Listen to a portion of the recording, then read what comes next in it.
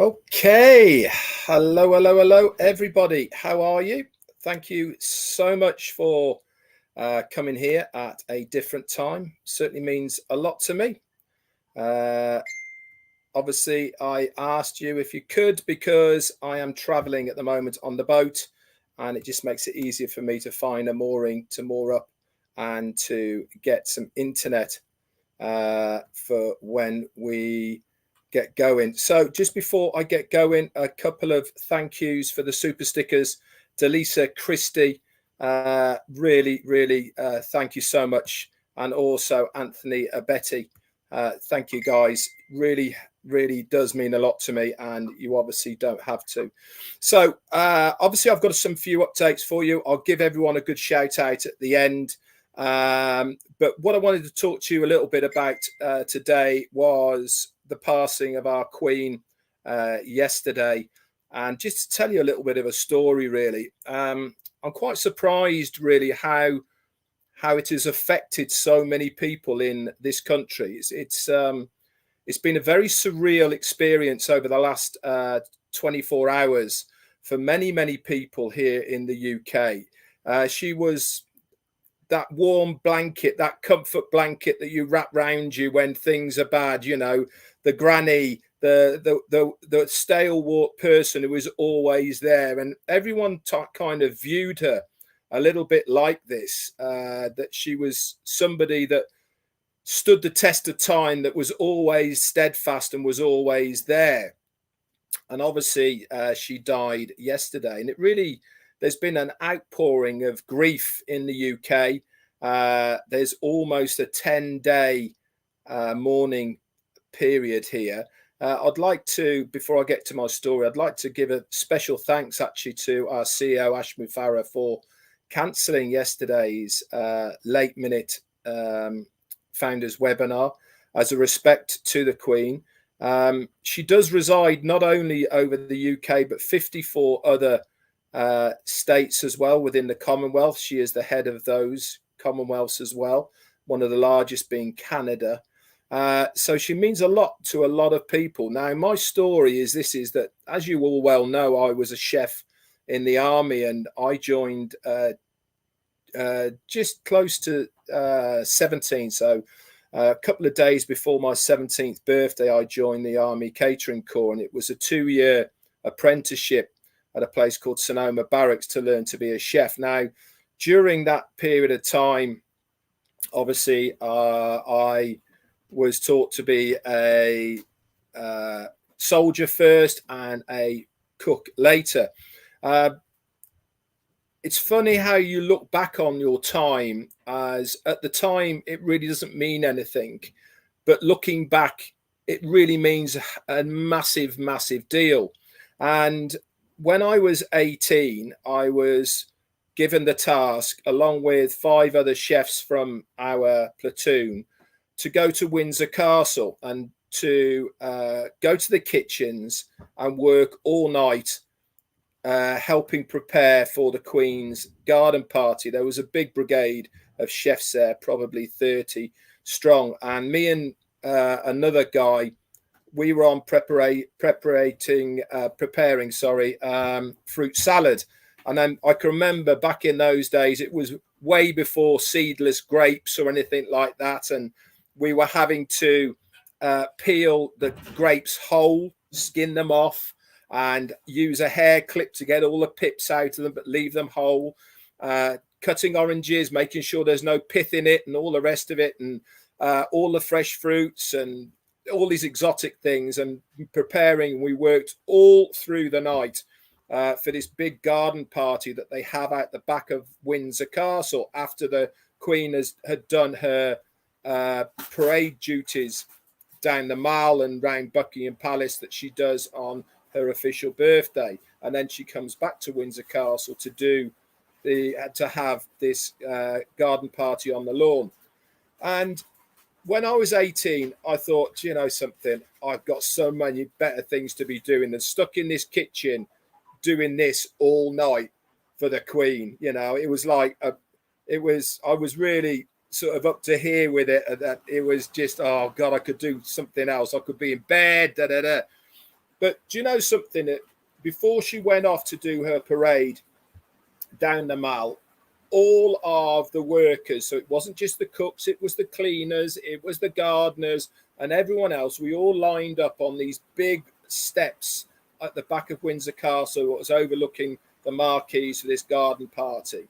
And she came past in her horse and cart, and she stopped and she got out, and she said, I would just like to thank every single one of you for working through the night to give us this day today. And she gave us a bit of a wave, and off she went. Now, at the time, it meant absolutely nothing to me. You know, it was just another one of those gigs that I had to do as a chef. But now, looking back, now that she has died, it really is such a memorable occasion for me, you know, that I cooked for the Queen when I was 18 in Windsor Castle for her birthday. Now, there's not many people out there that can say that. And I reminisce and look back on it with very fond memories now. And I just wish I'd have taken it a little bit more seriously when I was doing it, because, you know, it goes a long, long way. Anyway, that's enough of all of that now. Let's get on with ONPASSIVE. So within the back office, you will notice that the link 69 now has been updated, and that is all up to date now. It goes in order for how it was. I did say yesterday it will take a bit of time, but they will get there, which they have done. So last night was a very good webinar. I don't know if any of you caught it. If not, it's the recordings in the back office. There's a lot of information there, guys. Stuff I don't really want to talk about on here because it was a founders only webinar, and the recordings there. So go and have a listen to the Ash only part of it. But what did I take out of the bit that I saw? I got up twice. I was on it at the beginning when there was just Michael Williams, and I got up again at 4 o'clock and Ash was on there, and I watched it through to the end when Cindy Hopkins was the last one on there, and he looked very relaxed. He was very at ease taking the questions.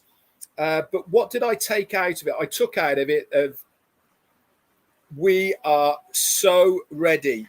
That's the impression I got. Now, Marty spoke about this on his live today about the more you listen to Ash, the more that you come in contact with him, the more you can read between the lines. And what I mean by that is you can interpret his mannerisms, you can interpret what he said previously, now, what he's saying in the future, to get a really good idea of where things are going or where we are or what he wants to say without actually saying it, because he can't. And many people might say, well, why can't he just say it? Well, there's lots of reasons. Legal reasons, authorities won't let him. The competition, now I don't like using the word competition, but certain things have to be protected. So all of these things are reasons why he can't say them, and also because they might actually not be just quite ready. But I certainly got the impression last night from him that we are so close now. I think that there's a lot been happening. I think you guys will agree with me. A lot has been happening over the last couple of weeks as far as new things happening all the time. We've got the websites twice a week. You can almost only get used to one when another one comes. Just imagine when we start going to 3 a week and then 1 a day. It's going to be absolutely mind-boggling. But as far as the products are concerned, I think we're there. As far as the ecosystem is concerned, I think we are there. You know, we are just finalizing, fine-tuning, getting all of these things ready, okay, for us to go to the next stage. And the next stage is the rollout of the free versions and how that is all going to work. Now, if you want a good idea of how that's going to work, and as far as we are concerned, then listen to the recording, because he gives a very good insight of the way it's going to be organized. I don't want to say it on here because it was a founders only meeting and this is a public forum. But you guys, if you're a founder, you can go over there and you can give it a listen. And it will give you a really good idea of, you need to go through one first to be able to get to the other. Okay, so there is a process and it will be of benefit, obviously, to every single founder who is out there right now. So things are really good, in my opinion, right at the moment. We are moving extremely fast. We've already been told that the rescheduled meeting from last night is going to be on Tuesday at 3 p.m. Eastern Standard Time. That's 8 p.m. UK, 9 p.m. for Europe, and 12:30 a.m. in the morning for those guys who are in India. So lots to look forward to. Saturday, tomorrow, there is also a meetup in Canada organised by Engineer Mike. That's at, I think that starts at 1 p.m. Eastern Standard Time. I'll be on that as well at some point. So the link is going to be in the back office for that. So really, really exciting, guys. Just stay tuned in, okay? Make sure you take the advice of what Michael Williams has said in the back office. Log into all your accounts. Make sure that you haven't got any glitches. Make sure NDAs are signed. Make sure your names are spelt right. Make sure your phone numbers are right on there. All of these things is you doing your bit for yourself and also the company, so that when we go to the next stage, you guys are all good to go. Before I go and say a few hellos, just want to say to everyone who has been reaching out to me with the pending founder positions, I still have some left, guys. If you want them, either on email to me, redredfern1@gmail.com, or on Facebook through Messenger. I need the name and a brand new email. I'm getting people sending me the same email that's already been registered. You need a new one, guys. Only do it if you're prepared to pay. And I will only give you 24 hours max, or you tell me that I'll pay on a certain date. If not, then unfortunately, they are going to go to somebody else who has got the money to pay for it. Do you need them? No, you certainly do not. Is it advantage to you? Yeah, it's an extra stream of income, only if you can afford it. Only if you know that you are going to have more than one account, or you're going to gift it to somebody, or you are going to have it as a secondary income for you. Have I got extra accounts? Yeah, I certainly have. I've got 9. Jane's got 1.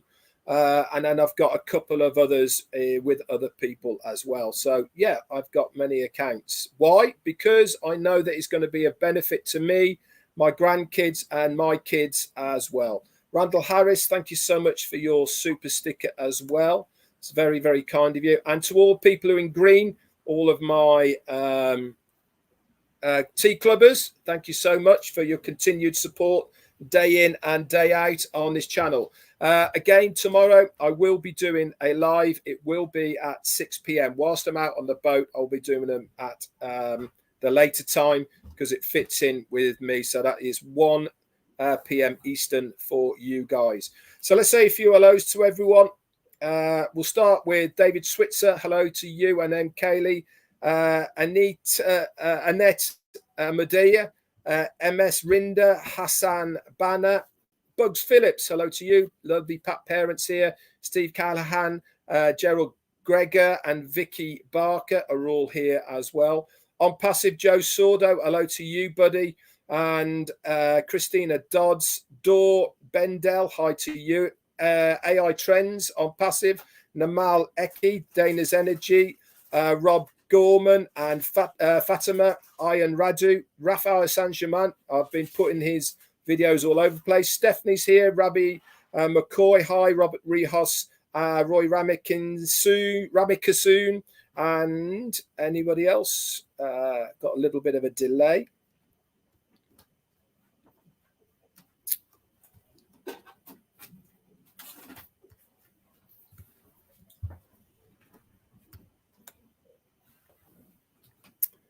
Namal Eka, Yvonne Finn, hi to you. Rena, hello. Diona Coates, Steve Newell, hi to you. Dawn McIntyre, hello to you, lovely. Greg McFarlane, Jane Helms, Marusha Gacheva, Brian Quirk, hello to you. Mario Souza, Maruf Igabol, maybe. David Otto, hi. Nassim Akhtar, John Berea, how you doing, buddy? Eric Kessler. Who else we got? Chris Maiden Samlal, Tim Betcher, Namaz, hi. Mary Penny, John Bautakis, I think that is, Joseph Castingui, Connie Mode, Roy Davis from Florida, Anita, I've said hello to you. Michael Klaus, hi.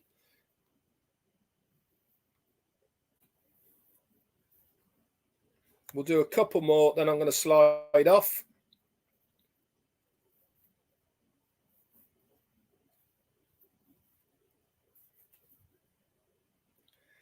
Hassan Al-Banna on Passive Unity. Genevieve Sohot. Betty Reynolds, thank you so much for your super sticker. Really goes a long way. James Hawkins, Vic Loban, Namal Eka. Big Mountain Man Rutledge is in the house. How you doing, brother? Good to see you here. Christina Dodds. Mahabul Mandal, hi to you.